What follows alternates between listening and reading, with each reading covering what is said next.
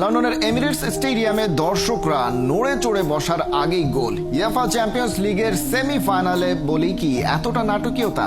উসমান দেমবেলের গোলে আর্সেনালকে 1-0 গোলে হারিয়ে 5 বছর পর ফাইনালে ওঠার পথে পিএসজি। ইউরোপীয় প্রতিযোগিতায় কখনোই আর্সেনালকে হারাতে পারেনি প্যারিসিয়ান সেন্ট জার্মেই। লক্ষ্য ছিল ইতিহাস গড়ার।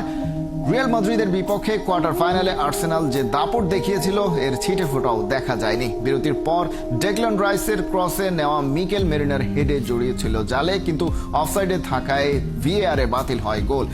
গোলপোস্টের নিচে গানারদের 5টি শট ঠেকিয়ে নায়ক বনে যান পিএসজি গোলরক্ষক দোনারুমা। আর্সেনালের বিপক্ষে গ্রুপের দেখায়ও হারলেও লুইস এনরিকের দল প্রতিশোধ নিল সেমিফাইনালে। এবারের মৌসুমে ইংল্যান্ডের 4 ক্লাবের বিপক্ষে চ্যাম্পিয়ন্স লিগের 4টিতেই জিতল দ্য প্যারিসিয়ানরা। সেমিফাইনালের দ্বিতীয় লেগে 7 মে ঘরের মাঠে আর্সেনালকে আতিথেয়তা দেবে প্যারিসের ক্লাবটি।